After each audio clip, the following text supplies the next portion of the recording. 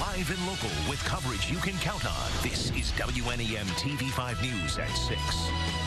This was the scene near Frankenmuth early Sunday morning after a car struck 24-year-old Sean O'Hearn. O'Hearn, an Army vet who served 2 tours in Iraq, was killed. And what's worse, the driver that hit him just took off, sped away, leaving his family and police with a lot of questions. Today, friends and family started to say their goodbyes. TV5's Gino Vici talked to O'Hearn's father. He joins us now live in Clio. Gino. Well, Carrie, for more than 6 years, Sean O'Hearn's father says he worried like any parent would while his son was deployed overseas. Well, Sean returned home. He returned home wounded, but he was alive. And now to lose him to an accident like this, it's something the family is struggling to make sense of. I don't have him anymore. Thomas O'Hearn says he's never been so proud of his son, but at the same time, he says he's never been so devastated in his life. There's nothing. There's nothing to compare it to. On Sunday, O'Hearn got a call from police that changed his life forever. No one understands except for another person that's lost a child what you're going through. According to the Michigan State Police, O'Hearn's son, 24-year-old Sean O'Hearn, a 2-tour U.S. Army veteran of the Iraq War, was killed when he was struck by a vehicle on Guerra Road in Birch Run Township. That vehicle fled the scene. Someone needs to come forward, whoever did it. As the family struggles with the loss of their loved one, a man who proudly served his country, O'Hearn's father says it's haunting not knowing who killed his son. All I can say is please come forward so it doesn't destroy our family. And to die this way, our accidents are accidents. But we need to know. Now back here live, there is question that remains about why Sean exited the vehicle he was traveling in before he was struck by the other vehicle. The family says they know someone has to know something, and they're hopeful that person will come forward and take responsibility. We're live in Clio. Gino Vici, WNEM TV5. Back to you. Gino, it is heartbreaking. Thank you. Now, visitation for Sean O'Hearn will continue tomorrow morning from 9 until 11. If you would like to make a donation, the family is asking you to make it to the Wounded Warrior Project. Governor Snyder in mid-Michigan today campaigning for Proposal 1, talking to voters at Hunt Farm in Davison. Now, Proposal 1, as you've probably heard, would raise more than $1 billion to fix the roads, in part by raising the sales tax. The governor says it's the best option, despite those who believe it's the wrong way to go. The longer we wait, the more chance we have opportunities for people to get hurt because our roads could be safer. More chance to have damage being done to your regular passenger vehicle that can cost hundreds of dollars, or to a commercial truck, a farm truck, or farm equipment that could cost thousands and thousands of dollars and actually take it out of production for some time. Our whole supposition the entire time has been get it back to the legislature to where they can get more monies to the roads in 2016 than Proposal 1 would do in the first place. Proposal 1 will be up for a statewide referendum next Tuesday. Well, after today's event, our Andrew Keller got a chance to sit and talk one-on-one with the governor on a number of issues, including the possibility he might run for president. The governor, not Andrew. Andrew joins us live now from Davison. Drew. We are live here at Hunt Farms in Davison, where Governor Snyder spoke a little bit earlier. He is now back on the road, a very bumpy road at that, he says, as he pushes for the passage of Proposal 1. It's very highly controversial, as you just heard. But the real question is, when I sat down with him in a one-on-one interview, will he stay or will he go? Now, we've heard all the possibilities of him running for the President of the United States and making a run for the White House. He's made trips to other states promoting what he's done here in Michigan, and he's even hinted at that possibility. Tonight, I flat out asked him if it's going to happen. Well, that's speculation. Again, I'm busy being governor. That was great to be out here in Genesee County talking about transportation and roads. What I would say is I'm telling the Michigan story around the country now. And the response is great. But wouldn't it be great to take the Michigan story and make it the United States story? Well, again, I'm looking at the race, but at this point I'm busy being governor. So we know that he's at least looking at that. Now, another thing on the table, the governor announcing that he wants to work with Detroit schools and try to get them out of a near $500 million operating deficit. He plans to ask lawmakers for more than $70 million over a 7-year span to do that. But with our own struggling schools, Flint, Saginaw, even the closing of Buena Vista, we asked if there was any plan to help those struggling districts so they don't have to be the next Buena Vista. Well, I wouldn't just lump them in. What I'd say is we're looking for solutions to help people be more successful, particularly with the schools. And the best thing we can do is help them before they get in such dire financial straits, and be proactive. So again, we don't need to get into the question of needing additional assistance. We just help them be more successful. And that's what we're doing in many communities. So he wouldn't promise any money to those struggling districts, Flint or Saginaw. He says that he hopes that the current state plans that are in place, the deficit elimination plans that we've covered extensively over the last few years, he hopes that those will help them get out of their own budget deficits. Now, there's, of course, a lot going on in the world of politics. Proposal 1, the main topic, of course, voters will head to the polls next Tuesday on that. For now, live and local in Davison, Andrew Keller, WNEM TV 5. Drew, thank you. If you'd like to see more of Andrew's sit-down with Governor Snyder, it's at WNEM.com. A beautiful day across mid-Michigan. You're taking this live look over Saginaw. Chief Meteorologist Brian Bachman joins us now with a look ahead at the forecast for tonight. Brian. All right, thank you, Carrie. Good evening, everyone. Looks like another great evening for some outdoor activities, be it the Loons game, which should be getting off to first pitch right about now, or whether it be, you know, you name it, bike ride, walk, and just take along the spring jacket out there tonight, and at least in a few spots, at least keep an eye out for maybe a few drip drops. You can see here on your First Warn 5 Sky Tracker, we have some clouds just kind of rotating their way in from the north and east in most locations, as we are sitting on more or less the northern fringe of a departing low pressure system. And at least it still has enough moisture to throw, at least attempt to throw anyway, a couple of very light sprinkles into parts of Sanilac and Lapeer counties. Those more the exception than the rule, and more importantly, anything that even does fall, it's going to be very light, more of a nuisance type of rain very briefly. More importantly, you take a look out to the west, high pressure hot on this storm's heels to, more importantly, get it out of here, and that's going to spell a very nice Friday for us. 59 in Saginaw, 58 in Bay City, very comfortable no matter where you are. 60 in Flint, despite the clouds down there, and 58 in Midland. The clouds will thin out tonight, and then spring really kicks in. All the details on that coming up in your full 7-day forecast. Brian, thank you. Developing tonight, a psychotherapist is in jail after being accused of using his position to sexually assault patients. Police say that Hugh McQuaid worked at Oakland Psychological Center in Flint. He was counseling a court-ordered patient for substance abuse, and when that woman violated her probation, she then told the police that McQuaid had raped her. Police arrested and charged McQuaid with multiple crimes. He could get up to 15 years in prison. Last week, beloved local security guard Charles Arnie Wells was badly beaten while on the job, but the former boxer isn't going down without a fight. TV5's Ronnie Duncan is live in Flint with his story. Ronnie? Thanks a lot, Carrie. We all know this about boxers. They are fighters, and let's face it, Charlie Wells, he was in the fight of his life right down the street here about a week ago. And what happened was simply this. He was patrolling his area, the way he has done it for so many years downtown here in Flint. And then he was attacked and assaulted. And he granted me an exclusive interview you can see only here on WNEM TV 5. Thanks from the bottom of my heart for all your prayers. Charles Arnie Wells looks like a beaten man. However, he's still the champ. The scars on his face are a reminder of a near-fatal experience last Friday in this alleyway in downtown Flint. It says I got a beating. Well, when you get suckered, you don't get beat up. Spoken like a true fighter. However, for the Legato security guard, of whom we featured on WNEM in March, gave me his account of what landed him in the hospital for 3 nights. The man that Wells says attacked him and has since been arrested, Calvin Williams Ravel Norton, a noted beggar downtown, was asked by Wells not to trespass on private property. Calvin, you got to go. Get out of this ramp situation. You know you can't be in here. Turn around and bam. There was blood gushing from my head, my glasses, I see the blood. It was something devastating that hit me.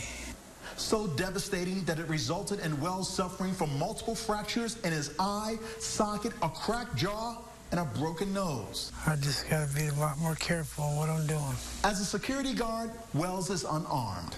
The champ, who was an accomplished amateur and professional boxer, plans to make a comeback of a different kind when he returns to work, hopefully in 4 to 6 weeks. However, he and his wife, Kathy, know that he came within inches of never seeing downtown Flint again. I'll always be there for him no matter what. You know, when you talk about those two, you can call it the lady and the champ. And of course, Mr. Wells is doing quite fine. And fella, you give him the left hook and make sure you never get knocked out. Now, there is a twist to this story I've got to tell you.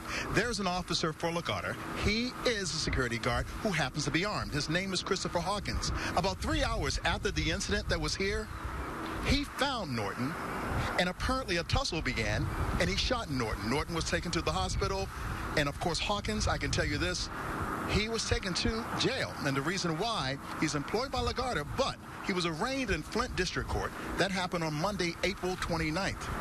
And charges stemming in the case. And there's a possibility that if he is found guilty of those charges of shooting Norton, he could face up to 10 years in jail. And those are the facts. I'm Ronnie Duncan reporting live in Flint, WNEM. TV5. All right, thank you, Ronnie. What a story. Wells is able to get up and walk around a little bit, we're told, and by all means, he's making a speedy recovery. He says he hopes to return to work really soon.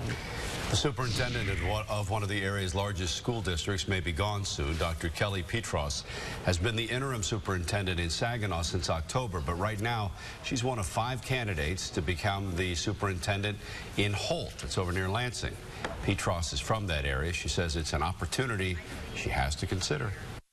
I really enjoy the work that I'm doing here in Saginaw, but I would be remiss if I did not at least consider returning home as an option. Petros also cited strained relations with the school board as a reason for her possible departure. A major mid-Michigan bridge will be shut down tonight. Still ahead, find out how long that bridge will be closed. Plus, a major push in Washington, D.C. to secure the release of Amir Hekmati. The emotional plea is next. This is TV5 News at 6, serving Shields, Linden, Durand, and your hometown, too. It's coverage you can count on. Let this country understand we love you. We respect you. An emotional plea today for the release of Flint native Amir Hekmati. As many of you know, Hekmati is a former Marine been held captive in Iran for years now. Our James Felton has more on the latest push for his freedom. So we're very grateful for this effort. Sarah Hekmati talking about the latest attempt to get her brother Amir back on American soil. Amir Hekmati is a Marine and Flint native. He's been held captive in Iran for 3.5 years. He has been the first American citizen in over 30 years to be sentenced to death and is currently the longest held American that has been imprisoned in Evin Prison. In 2011, Hekmati was in Iran visiting family. There, he was accused of being an American spy. Congressman Dan Kildee is spearheading the movement to free Amir, introducing a bipartisan congressional resolution today for Iran to free all Americans being held there as political prisoners. To tell the world, to tell the Iranian people, to tell the Iranian government that they must release these Americans if they expect to be accepted into the global community. Kildee isn't alone. TV personality Montel Williams is also raising awareness of Hekmati's plight. I'm going to call on today every soldier, sailor, Coast Guardsman, Air Forceman, and Marine in this country to please tweet today, #FreeAmirNow. Today marks 1,340 days since Hekmati had his last taste of freedom. His sister Sarah is holding on to the optimism that she'll be reunited with her brother soon. We want to hope that this will move us one step closer to bringing Amir home. Reporting in Saginaw, James Felton, WNEM, TV5. Kildee, Williams, and Hekmati's family plan to meet with lawmakers and White House officials during their time in D.C. I want to let you know Bay County Bridge will be under construction overnight. The M13 M84 bridge over the Saginaw River will be closed for repairs. That's on Lafayette Avenue in Bay City. It will close at 7 and reopen tomorrow at 5 a.m. A volcano in Hawaii has been erupting for more than 30 years straight. Yeah, so as you may imagine, some pretty amazing sights it's produced over the years. We've got the latest one next, but first here's Brian. All right, Sam, thank you. Clouds and a few showers out there tonight, but we're staying dry on US 10 in Bay County. Here's a live look from our camera atop the Fabiano Brothers facility there. Temperature not that bad either, 52 degrees, and it looks like some sun trying to punch through. I'll let you know when that will do that, coming up in just a little bit. An amazing sight at one of Hawaii's volcanoes was caught on camera. A lava lake is rising and has overflowed a crater at least 3 times this week. Look at that. It's happening at Kilauea volcano. Scientists say they aren't sure how long this will continue. Kilauea's current eruption has been going on for more than 3 decades. With coverage you can count on. Now, your First Warn 5 forecast with Chief Meteorologist Brian Bachman. All right, good Thursday evening, everyone. Getting ahead of myself. Almost said Friday there. Feels like a Friday. As the week starts to steadily wind down here, our weather starting a slow process towards some improvement, and that's really going to pick up the pace as we head into tonight, and then especially tomorrow. And, you know, if Friday weren't good enough already, it's going to be the day of the week weather-wise, as we'll show you coming up. First Warn 5 pinpoint Doppler radar live tonight from MBS in 3D. The only rain we can find is just some very light shower and sprinkle activity, mostly confined to Lapeer County at this point. You can see a very narrow band here extending its way from about Columbiaville through Elba and Lapeer itself, and a slightly heavier pocket. Again, still talking about some very light rain, but slightly heavier pocket within that rain around the Metamora area back toward Dryden and Imlay City, basically hugging the extent of I-69 through Lapeer County. And with this whole band just kind of gradually swinging its way south and westward, you won't be surprised if around Davison, Goodrich, and even toward the Flint area, if you see a little bit of light rain or at least a few sprinkles in the next hour or so. But that's essentially it as far as the wet weather is concerned. Everyone else staying dry, and in fact, skies trying in plenty of locations to clear just a little bit. We'll head outside tonight. Start off in the downtown Saginaw area, where it's comfortable, granted a little bit more cloudy than sunny.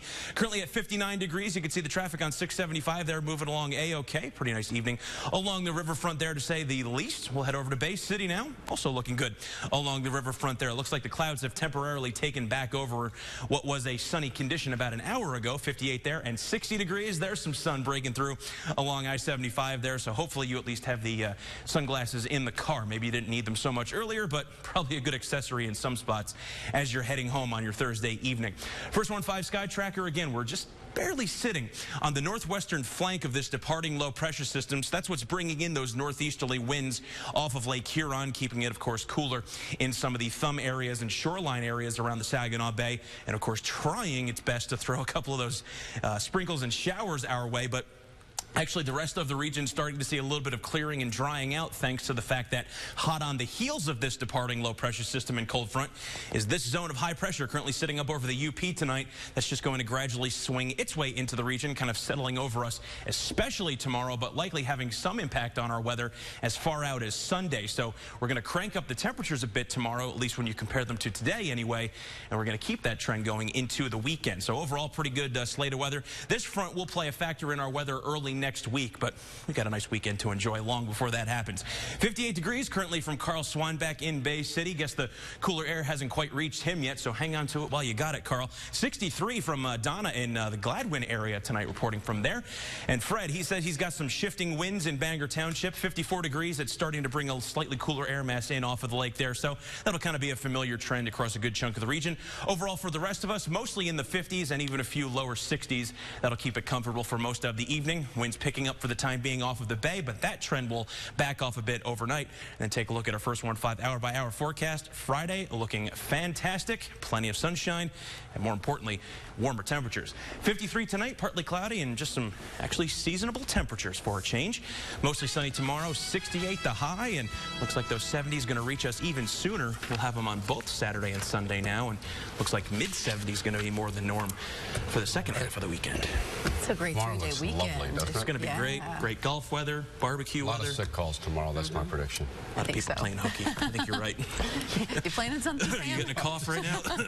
Well, you know, I have been feeling a bit. I will vouch for you, though. Yes. You have been pretty hoarse all week. Thank you. It's a done deal. All new on TV5 News at 11. Would you buy expired food at the grocery store? What about expired baby food? It is on the shelves of grocery stores here in mid-Michigan. Is it illegal? Watch our I-Team report tonight at 11. A new website allows teenagers to broadcast to the world without knowing who's watching them. So how do you protect them from predators? We already know that Detroit Lions fans lead the league when it comes to passion, but now fans have some new bragging rights. Top stories in tomorrow's forecast in the first 10 minutes every night at 11.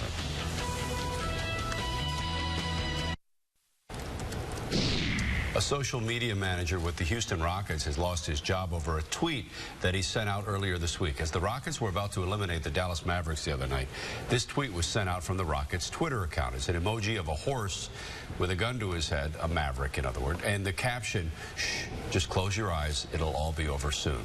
The Rockets quickly apologized with their own tweet, then they fired the guy who did it the very next day. Some people just don't have self-control, I guess. As for our weather, well, I don't know where I could go with a self-control pun in there, so I'll just tell you the weather like it is. Mostly sunny tomorrow, 68 degrees. We'll get the 70s back for the weekend. We will have some storms on and off Monday through Wednesday, but high temps don't get any lower than the upper 60s through the first 7 days of May. Hallelujah. All right. Thank you, Brian. Thank you for being with us tonight here at 6. Our next newscast over on My 5 at 7. Make sure you join David Custer and Meg McLeod for our 10 o'clock newscast on My 5 as well. We'll see you back here on TV5 at 11.